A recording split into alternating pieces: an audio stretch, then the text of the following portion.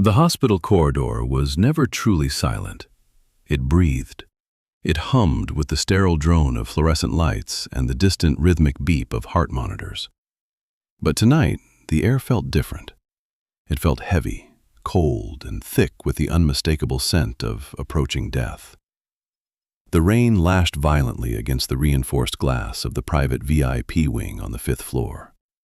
Outside, the city was a blurred canvas of neon lights and black asphalt. Inside, a man lay dying. He was not just any man. He was Christian Vance, the undisputed king of the city's underground empire. Someone had slipped a rare, untraceable neurotoxin into his drink 3 days ago. Now his massive, heavily tattooed frame was pinned to a hospital bed, kept alive only by a web of plastic tubes and the steady hiss of a mechanical ventilator. Before we reveal the one impossible, terrifying choice a forgotten woman had to make to hide his body from a squad of professional killers, subscribe to the channel and turn on notifications so you never miss a single heartbeat of danger and devotion. Clara adjusted the cuffs of her blue scrubs. Her hands were steady, though her heart hammered against her ribs like a trapped bird. She was a plus-sized night shift nurse, a woman who spent her life moving through the world like a ghost. People looked past her.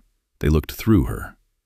To the elite, high-paid doctors who strutted through these hallways, she was just a pair of heavy footsteps and an extra set of hands to do the dirty work.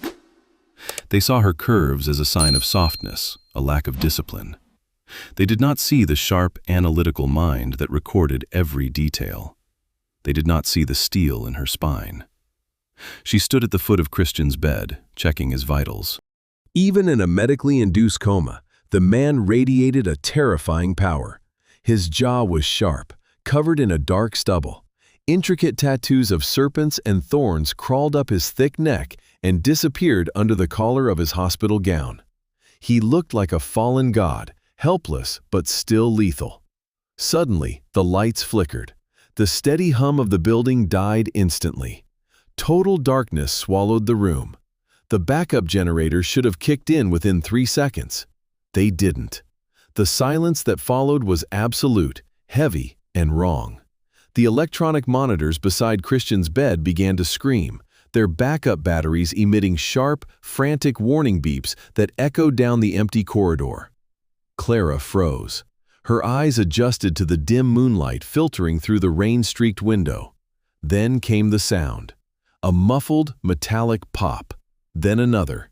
And another. Silenced gunshots. They were coming from the elevator bay down the hall. Clara crept to the heavy wooden door of the VIP suite and cracked it open by an inch. In the pale moonlight, she saw them. 3 men in black tactical gear moving with military precision. They carried submachine guns, their faces hidden behind dark balaclavas. "Check the rooms," a low, harsh voice ordered. "Leave no witnesses, especially the medical staff." Panic surged through the hallway, but it didn't come from Clara. From the doctor's lounge at the end of the hall, the chief resident and 2 elite private physicians burst out. These were the men who earned millions, the men who walked with their heads held high. Now, their faces were pale with terror. They didn't look back. They didn't check on their billionaire patient. They bolted down the rear fire escape, abandoning the dying Dawn without a second thought. They chose survival over duty. Clara watched them run. Her breath hitched. She looked back at the shadow of the giant man in the bed. If she ran now, she could slip into the laundry chute and escape to the basement. She could save herself. No one would blame her. She was just an underpaid, invisible nurse. But she looked at Christian. His chest rose and fell in shallow, ragged gasps. The ventilator was dying. If the killers didn't shoot him, the lack of oxygen would kill him in minutes. "Not on my watch," she whispered. The footsteps of the hitmen were getting closer. They were clearing the rooms, room by room. Thud, thud, thud. Clara moved with a speed that defied her size. She didn't waste time crying or praying. She reached for the main power lines of the life support machines and violently ripped them from the wall, silencing the frantic beeping. The room went dead quiet. She manually unlocked the brakes on the massive, heavy hospital bed, but she knew she couldn't wheel a giant bed down the hallway without being seen. Think, Clara, think. Her eyes fell on the industrial laundry gurney parked in the corner of the VIP utility room just across the small private vestibule. It was a deep, rusted metal bin on heavy wheels, filled to the brim with dirty, blood-stained sheets from the surgical ward. She threw her weight against Christian's limp body. He was incredibly heavy, pure muscle and dead weight. She grabbed him by the shoulders, her muscles straining, her teeth grinding together as she dragged him off the mattress. With a gasp of exertion, she guided his massive body down, letting him slide onto the industrial gurney. She packed him into the deep metal bin, throwing piles of heavy, soiled sheets over him until he was completely buried beneath the laundry. She grabbed the handle of the gurney and pushed. The wheels squeaked slightly. She cursed under her breath, forcing her weight against the metal frame, guiding it out of the room and into the dark, freezing corridor, just as the door to the neighboring room was kicked open with a loud crash. "He's not in here! Move to the next one!" a killer shouted. Clara's heart was in her throat. She couldn't make it to the fire escape with this heavy cart. The only option was the service elevator at the end of the hall, the one used for trash and dirty linen. She pushed the cart with everything she had, her breath coming in ragged gasps. Her scrubs were soaked in sweat and the cold moisture of the spilled fluids from the bed. She reached the service elevator. She pressed the button. Nothing happened. The power was completely cut. Right next to the elevator was the heavy steel door of the laundry chute. It was a direct vertical shaft that dropped down 5 floors into the industrial washing basement. The opening was large enough for heavy bags of linen. She threw open the steel hatch of the chute. She began pulling the heavy, unconscious Don out from under the sheets, trying to align his shoulders with the opening. "Hey, who's there?" Clara spun her head around. At the far end of the dark corridor, a flash of a tactical flashlight hit her eyes. A hitman had spotted her. "Stop right there," the man yelled, raising his weapon. Clara didn't stop. She gave one final agonizing push, using her entire body weight to shove Christian Vance's massive frame into the dark opening of the chute. He slid down, his heavy body disappearing into the blackness, falling towards the mountain of soft, dirty laundry 5 floors below.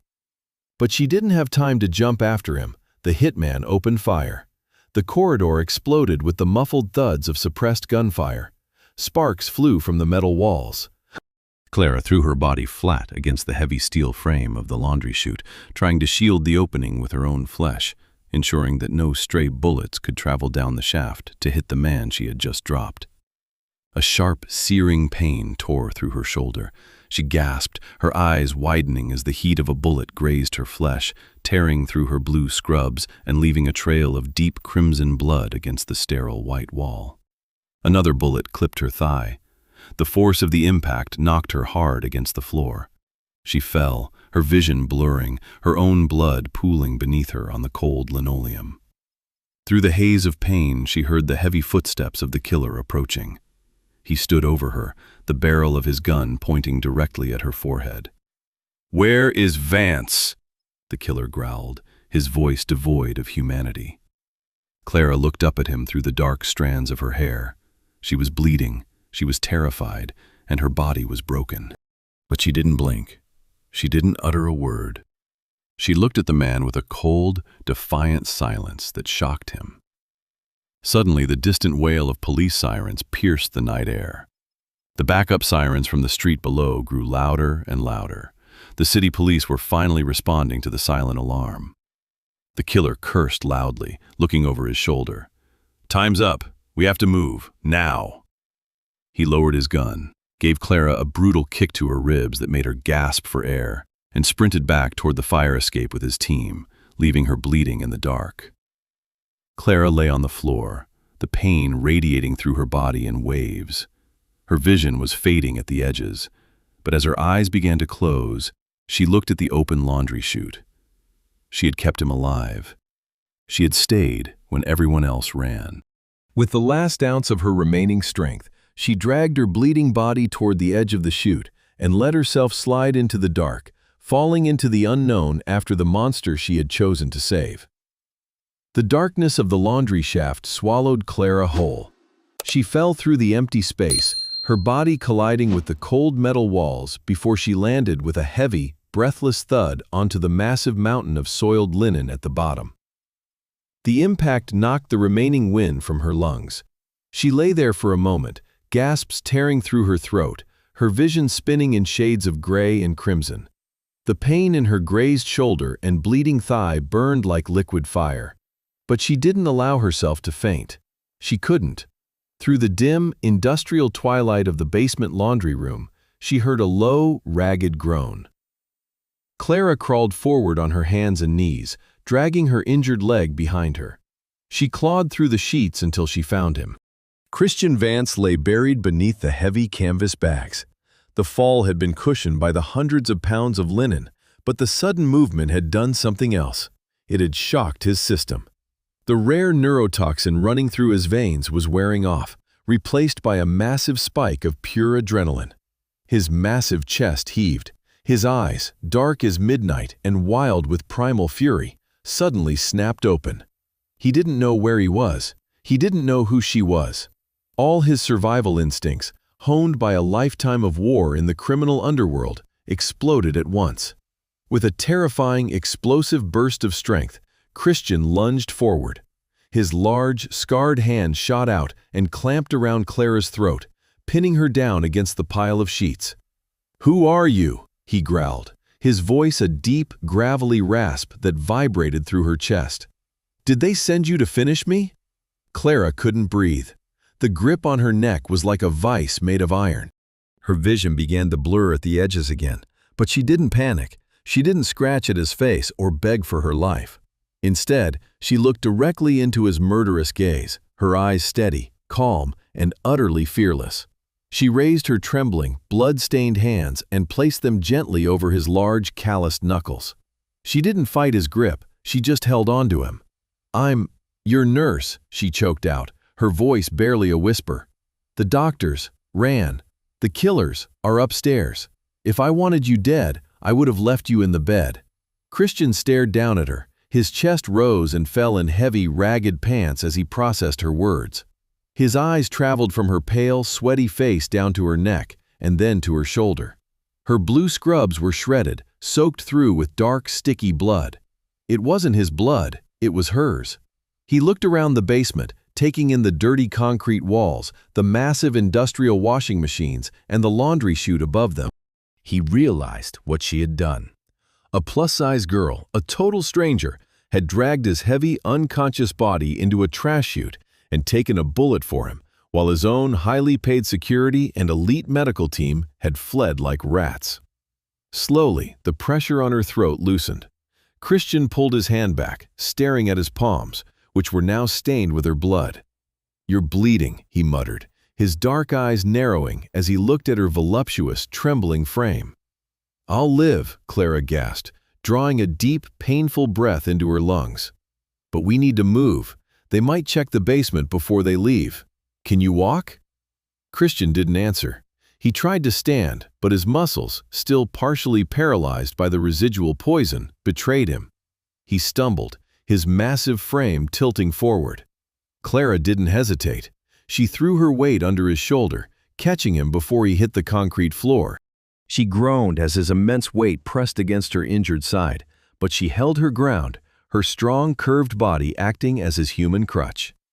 Together, they staggered through the shadows of the basement toward the rear loading dock. Christian's black armored SUV was parked in the VIP bay, its engine idling. His loyal personal driver, Marco, was outside, his gun drawn, frantically looking at the dark hospital building.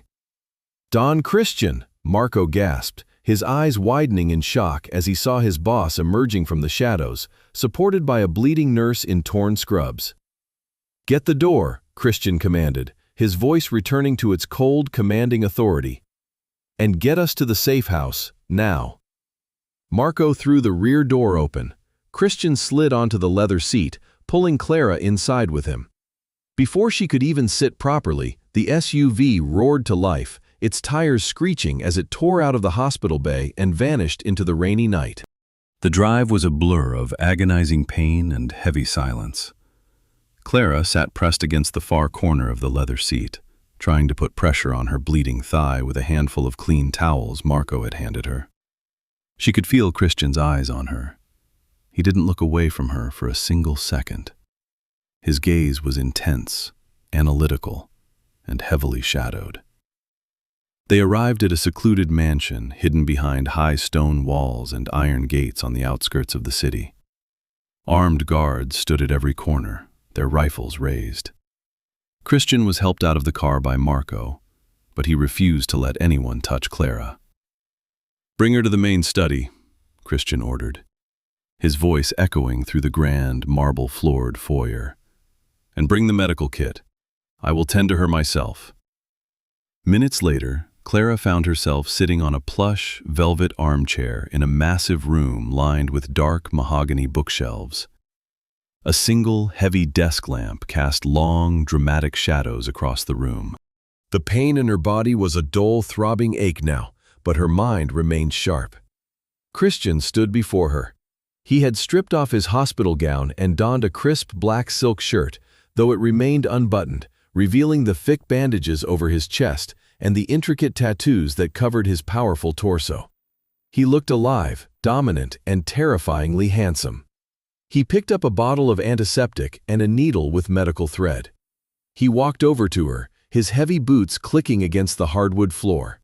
He didn't sit down. He stood over her, his giant shadow completely enveloping her small, curved form.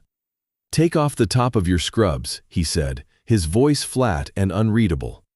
Clara didn't flinch. She reached up and pulled the torn, bloody blue fabric over her head, leaving her sitting in her simple white cotton bra. She didn't try to hide her body.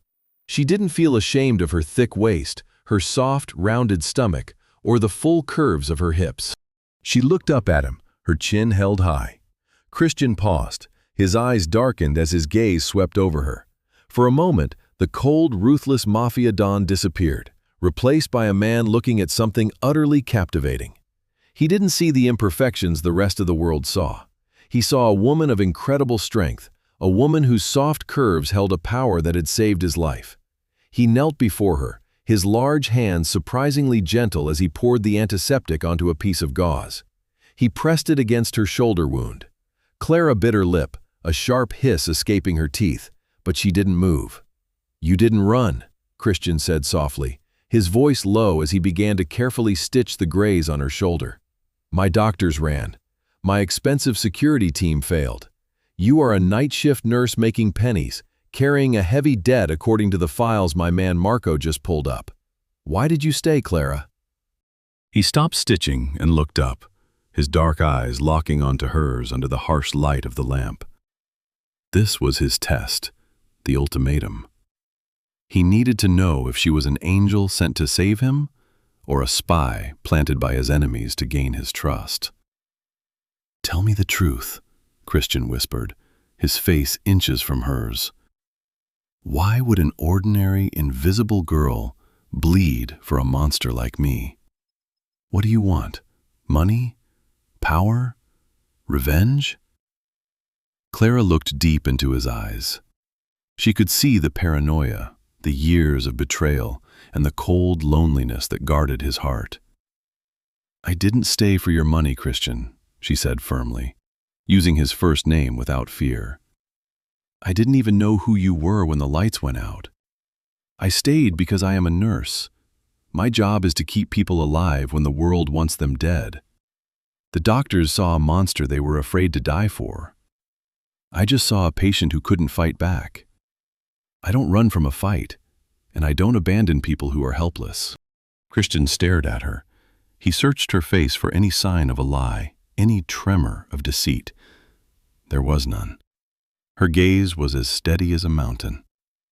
A slow, dark smile touched the corners of his lips. It was a terrifying expression, filled with a sudden, dangerous possessiveness. He realized that this woman, whom society had ignored and pushed into the shadows because she didn't fit their perfect mold, possessed a soul purer and stronger than anyone he had ever met. He leaned in closer, his thumb reaching out to gently wipe a smudge of dried blood from her cheek. "You think you're ordinary, Clara," he murmured, his voice sending a strange shiver down her spine. "But you have no idea what you've just done. You saved my life.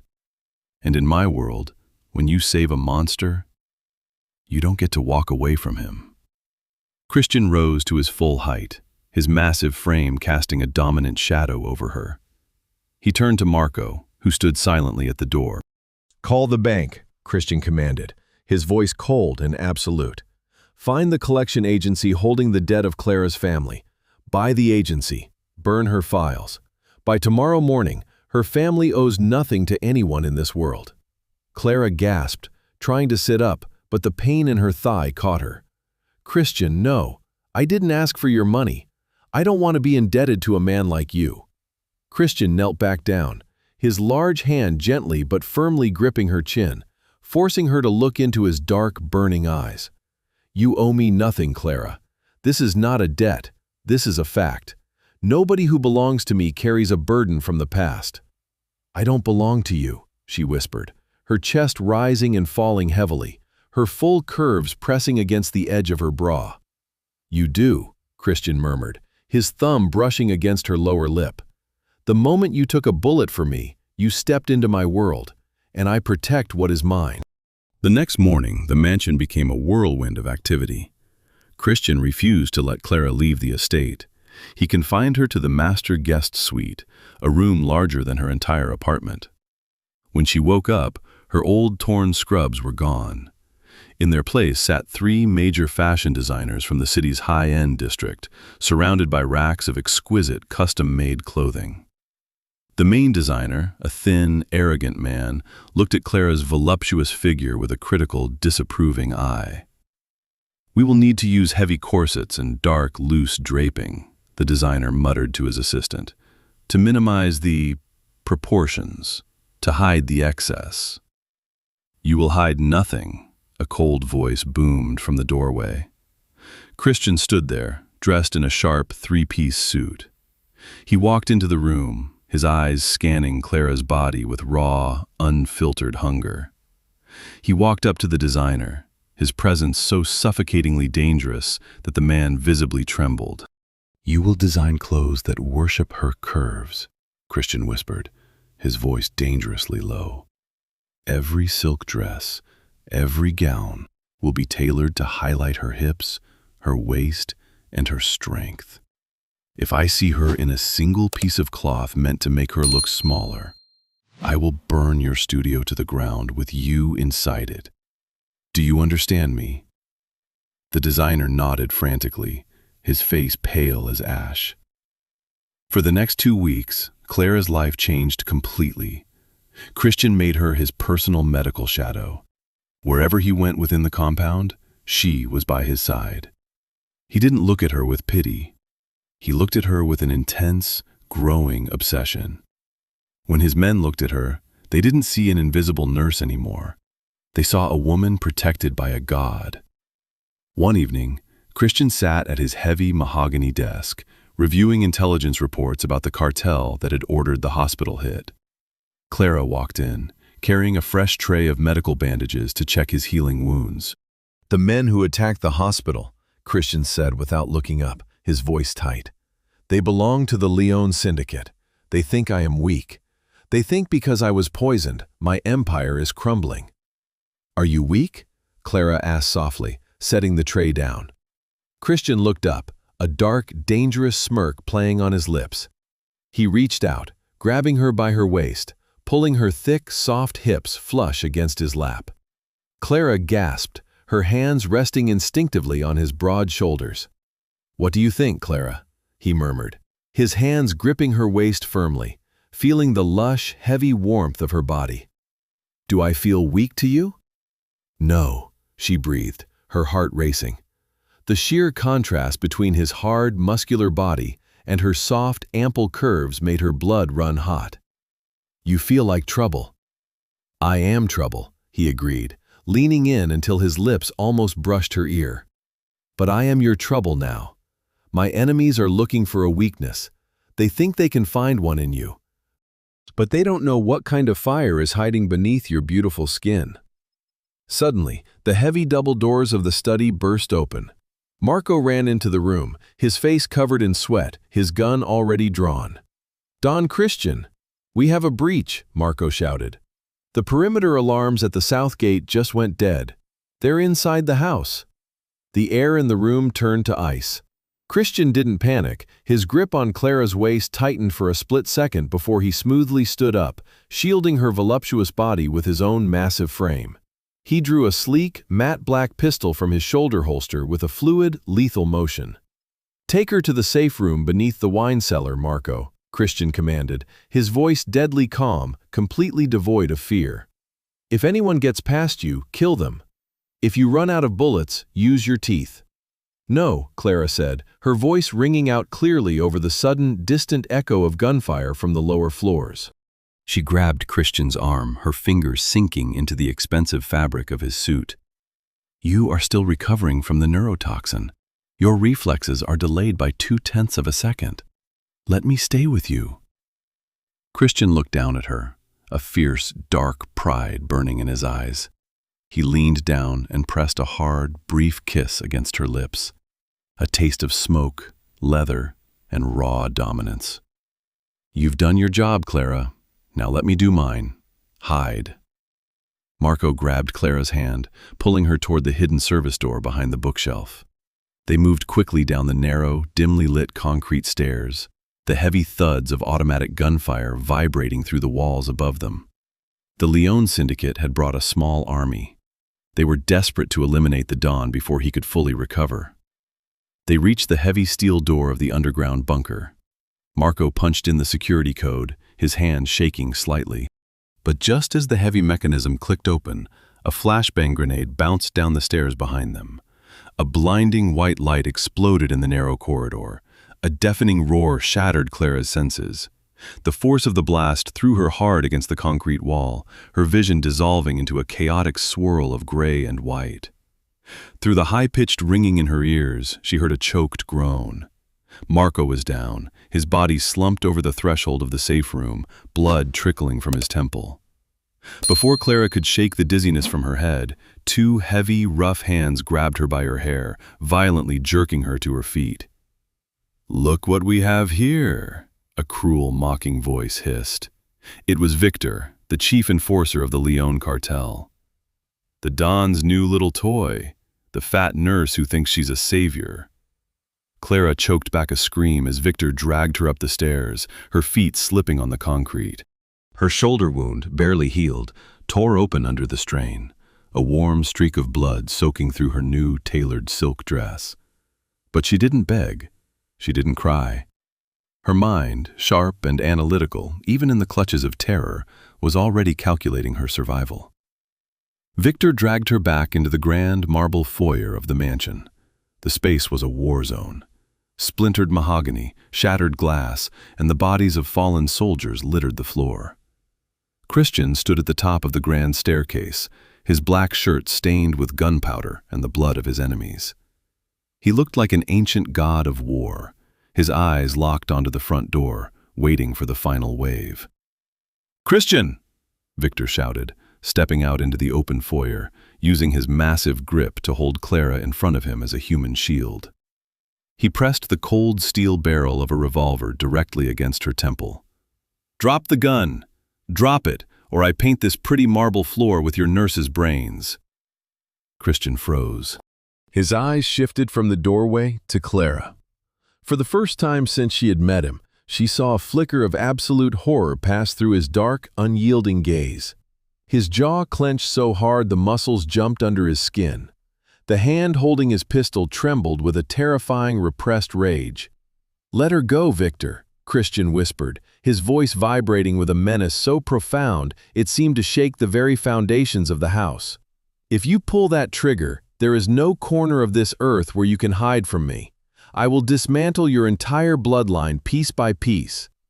"You're in no position to bargain, Don Christian," Victor laughed, his fingers tightening on the trigger.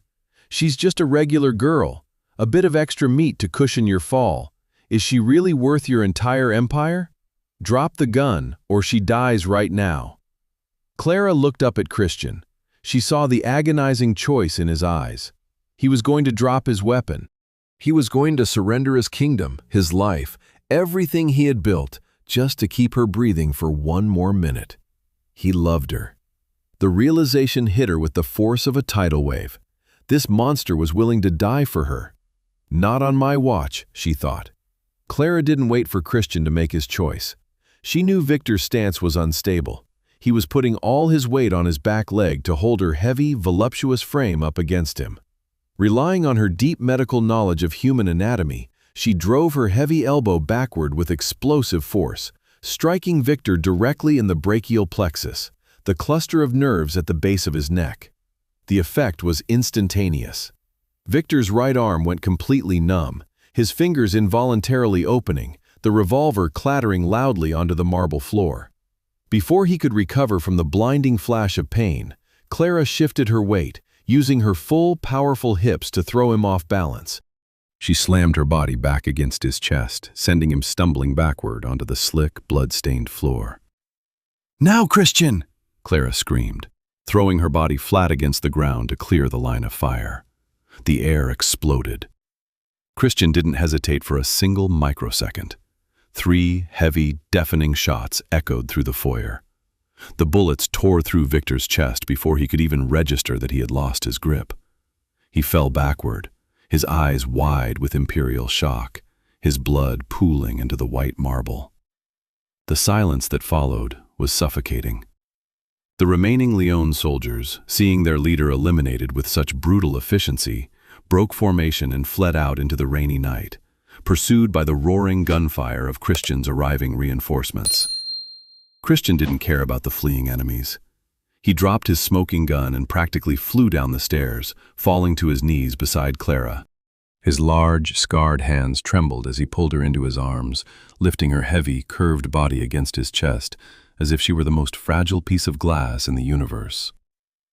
"Clara, look at me," he breathed, his voice cracking with an emotion he had never allowed himself to feel before. He pressed his forehead against hers, his tears mixing with the sweat and blood on her skin. "You crazy, beautiful fool. You could have died." Clara let out a shaky, breathless laugh, her hands wrapping around his neck, holding him close. "I told you, Christian, I don't run from a fight, and I don't let anyone touch what's mine." The rain outside began to clear, leaving only the quiet dripping of water against the shattered windows of the mansion. The storm had passed, both outside and within these walls. 3 days later, the grand ballroom of the Vance estate was restored to a level of magnificence it had never seen before. The scent of gunpowder was completely replaced by the heavy, sweet aroma of thousands of dark red roses. The underworld's most powerful figures, capos, bosses, and politicians who ruled the city from the shadows, stood in quiet, terrified awe along the perimeter of the room. They had been summoned by the dawn.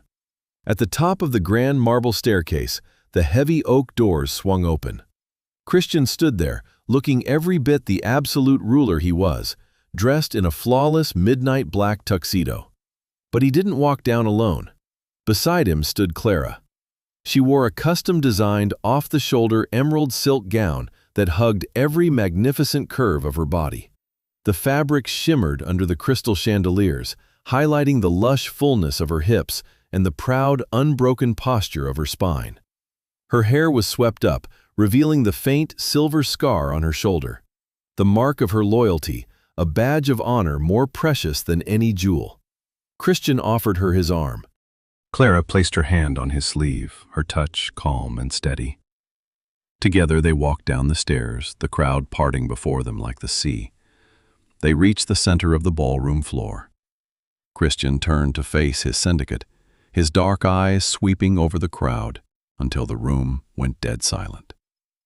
He took Clara's hand, raising it for everyone to see. "Many of you thought I was dead." Christian's deep, commanding voice echoed through the hall. "Many of you thought my empire was up for grabs." But you forgot that a king is only as strong as the one who guards his back. He looked down at Clara, his gaze softening into an expression of fierce, unyielding devotion that made the hardened criminals in the room hold their breath.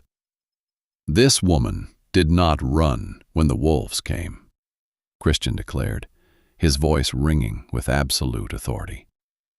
She bled for me. She fought for me. And from this day forward, she rules with me. Look at her well, for she is your queen. And to disrespect her means a death sentence from which no one can save you. A low murmur of deep respect and submission rippled through the crowd as the capos bowed their heads to Clara. She looked out at them, no longer the invisible night shift nurse, no longer the girl the world ignored. She was Clara Vance, the savior of the city's most dangerous man. Christian reached into his pocket and slid a massive, flawless emerald ring onto her finger, its green fire matching her dress. He leaned down, his lips brushing hers in a deep, possessive kiss that sealed her fate to his forever. Would you risk your life for a stranger if the entire world abandoned him? Or would you run to save yourself? Tell us your thoughts in the comments below, and let us know what you would do in Clara's shoes.